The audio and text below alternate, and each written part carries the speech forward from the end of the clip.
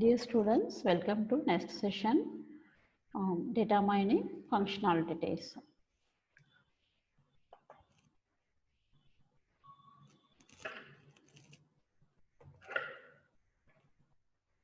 In the next class, we have seen what kind of data can be mined.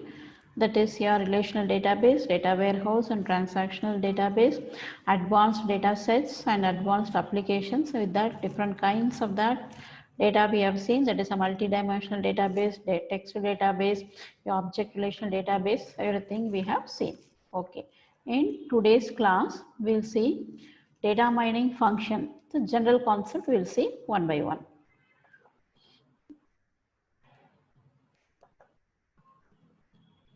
So in that one, information integrations and data warehouse constructions, we'll see.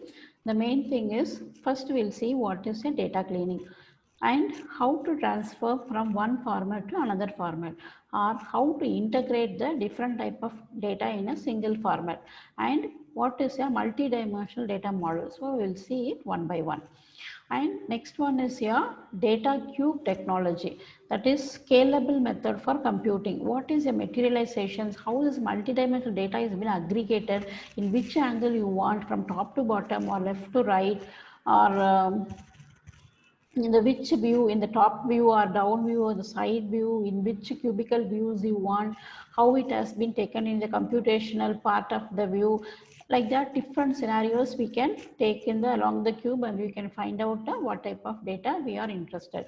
And next one is the OLAP, that is nothing but online analytical processing. So this is the place where the data is can also be taken in the for analysis. Then multidimensional concept description, that is a characterization and discrimination, how the data can be viewed, in what angle it can be taken, so that also can be viewed.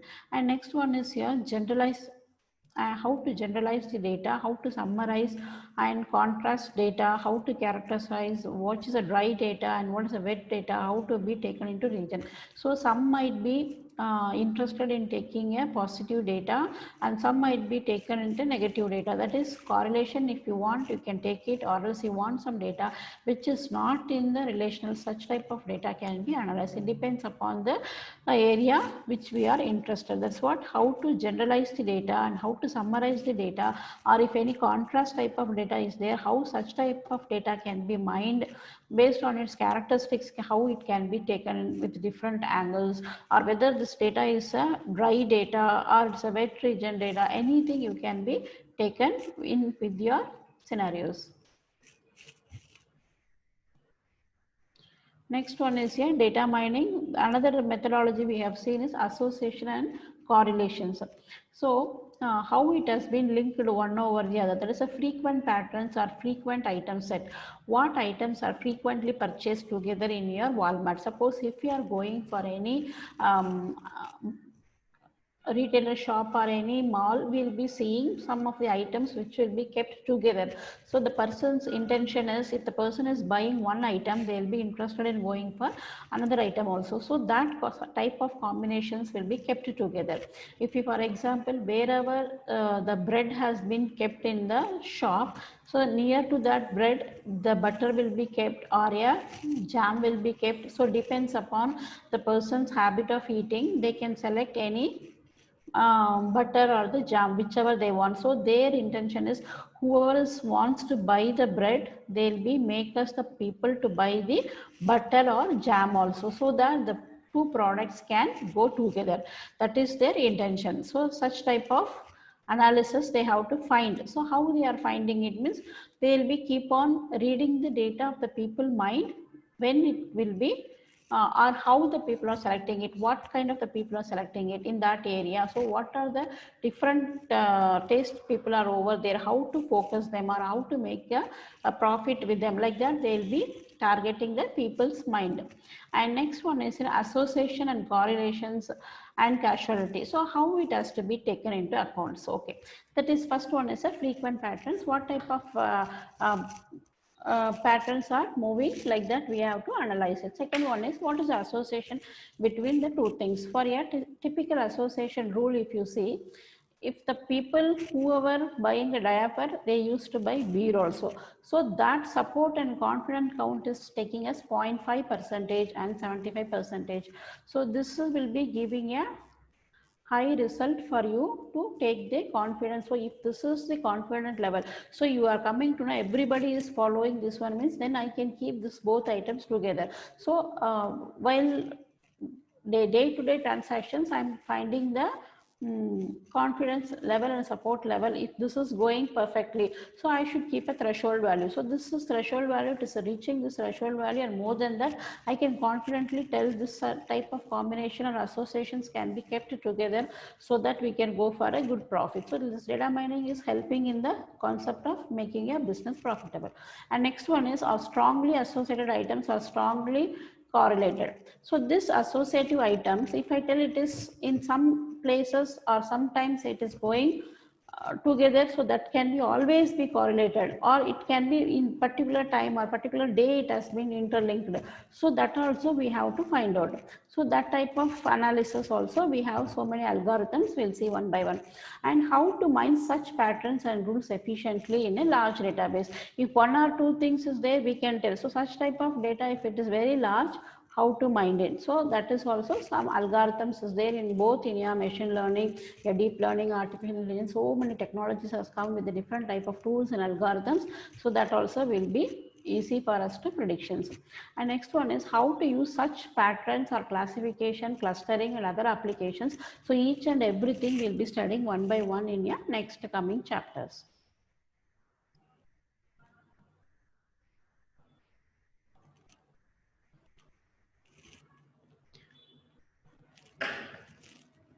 So these are all the previous slides where we have gone through the basic constraints, everything. Now we will go to particularly one languages or one algorithms, how we are using it. So in classifications, how their data mining is using, or in general, there are, if you take a functionality wise, your data mining generally how you categorize it, that's what we have seen. Informations, integration and your data cube technology, multidimensional concept. So these are all the general concept where your data mining is working. When you're coming for an association and correlation rules, we will be coming for a frequent patterns, what type of items are going together, and second one is what is association, what is correlations, and how such type of patterns can be efficiently kept together, what is the confidential ratio, and what is support confidence, how it can be followed. So that is coming under your association and correlation rules. And second one is here data mining classifications. See, the classification is nothing but either it is yes or no type, or where it has been coming. So that will be taken for classification and a label predictions. So the construction models, that is a functions based on some training example. So based, the data will be taken into two view. One is your training data and next one is a testing data. So based on the training data, we will be coming to an analysis of the label, whether it is true or false, yes or no, like that you will be making a prediction and kept over there and classified and kept. So based on the training data, your test data will be categorized, analyzed, and based on the value of your training data, it will be put into your result of your classification labels, which is going to be followed. That is your construction model of a function. First you have to train the training model, and then you have to use a test model for analysis. So describe and distinguish classes or concept for future prediction.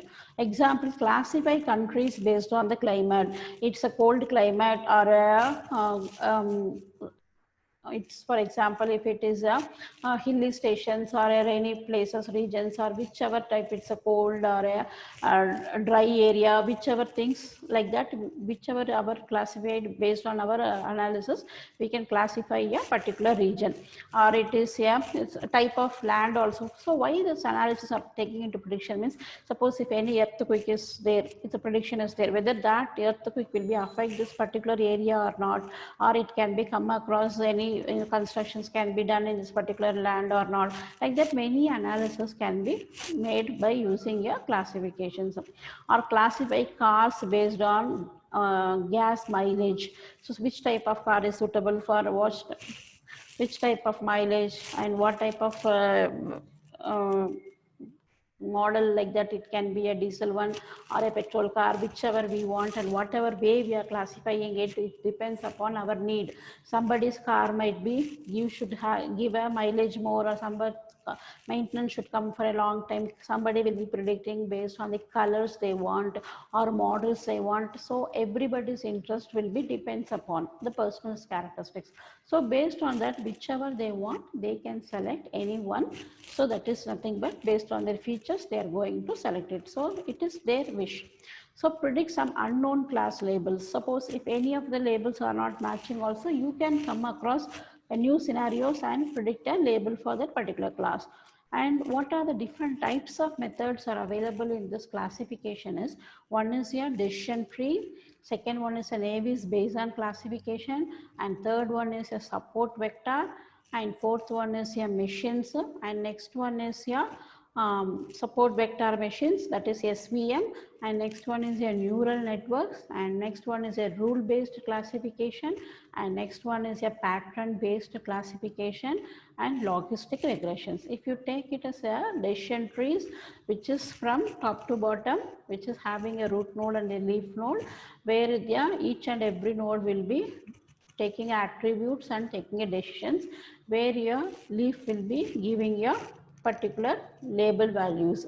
And Navier Bayes classification is a very good algorithms which is based on a probability theory. And support vector machines is also a popular method, where you are going to take a marginal value and find out the data whether it is falling within the margin level or not. And now advanced technology has been come as a neural networks. It's based on the biological concept of a neurons, how it is simulating from one neurons to another neurons, and how the data are being traveled. And next one is a rule-based classification. In rule-based classifications is very simpler type, that is if-based algorithm. If so and so condition has been matching, then it will be coming to a particular decisions. So and are, exclusive are more of the based rule-based techniques, where you are using in a rule-based classification. Next one is a pattern-based classification. So each and everything in same pattern will be analyzed and will be categorized. Similarly, logistic regression is also a mathematical model which is going to give a good result for your classification algorithm. And where this particular algorithm has been used means, you can go for a credit card fraud detection, direct marketing, and classifying stars, diseases, and web pages. So if you take any one example of a credit card fraud detection means, it is mainly used in a banking environment. It's a main thing is used in a banking system.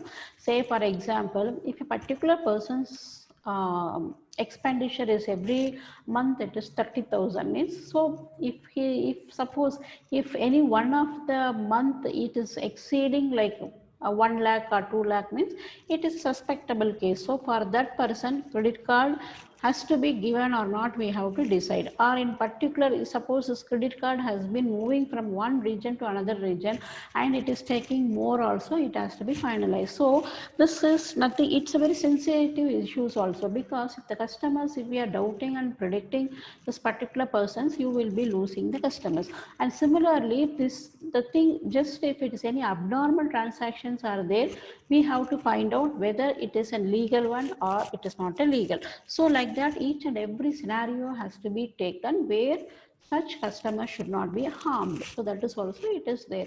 Sometimes 1 or 2 months he may go more than 30,000, which is a limited of 50,000 means it's fine, okay. But every month it is reaching like 1 lakh and 2 lakh, which is a suspectable one, it has to be taken into control. So whether this particular card has been given to this person or not, like that you can take a decision and you can finalize based whether to give the credit card or not. So that is the one of the way where your classification has been used. Next one is your cluster analysis. Cluster analysis here, it is mainly used for unsupervised learning. That is, class label is unknown. We are not come to have a prediction whether this is belonging to so and so class or not. That is your unsupervised learning. We have to learn by ourselves and we have to find out which category or which class it has to come, because in supervised learning the classes will be already defined in a training set so that we can find out in which class this test data will be belonging and we can fix the data over there in supervised learning. But in unsupervised learning, your labels will not be given. So we have to find out the labels and we have to place it. And next category is a group data to form a new categories. That means which are all the group is belonging to the same category that will be grouped together. It can be in any features or any characteristics which are all moving together will be placed in a one particular group where we are calling it as a clusters. So example cluster house to find the distribution patterns. So one group of objects under one characteristics will be in one cluster. So each and every clusters will be having the same characteristics and same features that will be coming under one clusters. So in another clusters which is having deviated from this particular clusters will be grouped into another clusters with the same characteristics. So this is a place where each and everything will be grouped together. That is here, what is the scenario in this cluster means maximizing intra-class similarity and minimizing inter-class similarity. That is, inside the group they should have a minimum data should be interrelated. But if suppose if you taking the one group from another group, if you compare the data from one cluster into another cluster in the next group, it should have maximum intra-cluster similarity and minimizing intra-class similarity. So this is a principle for your cluster analysis. Like that, many methods and applications are available. And next one is outlier analysis. See, always we will not having the same characteristics or same groups. Somewhere the data which has not been coming under this scenario also may be helpful for our analysis. So such type of data is called as outlier analysis. That is a data object that does not comply with the general behavior of the data. The data which does not have a general characteristics, it will be called as outliers. So such type of data also has to be taken into picture. Suppose some data might be noise or exceptions. One person's garbage could be another person's treasure. That's what. If one data, it's not value for me, but that data might be useful for others. That is, suppose you can see some box, we are getting any gift items, so we will take the gift items, we'll throw the box outside. So we feel that box is not useful for us, but the person who is making a craft item, they require that box and they will be having a good craft in that and they'll be selling it and getting a profit. So such type of data is also be there, which we doesn't want, which we feel is not important, can be used by others for the useful work. And method is by product of clustering and regression analysis. So this outlinear also, suppose in the clustering technique, whichever data is having a similar characteristics will be inside the group. So some data which is not belonging to this clusters will be placed out of your clusters. That is, it will be ranging outside nearer to that group or nearer to the circle of that group. That such type of data which is unwanted data are called as outlier analysis. And mainly it is useful in fraud detections and rare event analysis. That's what I told you. Everybody will not be doing a fraud in a credit cards and all. So one or two might be happen like that. So based on the transactions, type of transactions or type of the amount they were deviating or type of the place they are moving from one place to another place. So like that, these people will be targeted and finding for the prediction. So these are all the methods what we have seen one by one. So the main thing is what we have seen, what kind of data has to be mined, and we have seen what are the different generalization techniques are used for mining this one.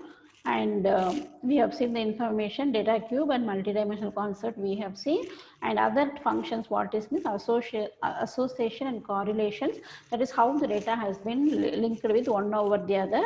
So in that we have seen the frequent patterns, what are the items can be kept frequently for analysis, and next one is an association, how the data can be associated or how the data can be correlated. So in that case, how it can be accepted, what is its confidence level and support count, that we have to see. And next one is a classification analysis. We have seen what is classification, what is a label predictions, what are the different methods in classification. We have seen that is a decision tree, navies based on classification, SVM, that is a support vector machines, neural networks, rule based classification, and pattern based classification, and logistic regressions, and your typical classifications, your credit card and fraud deductions, and direct marketing, classifying stars, disease, and your web pages. So these are all the technologies we have seen.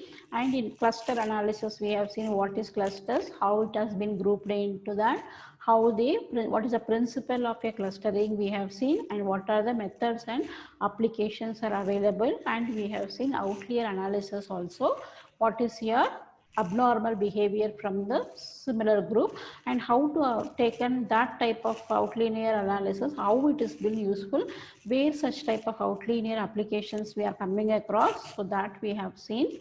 So next one is time and ordered sequential patterns, trend and evolutions analysis. We'll see it in the next class.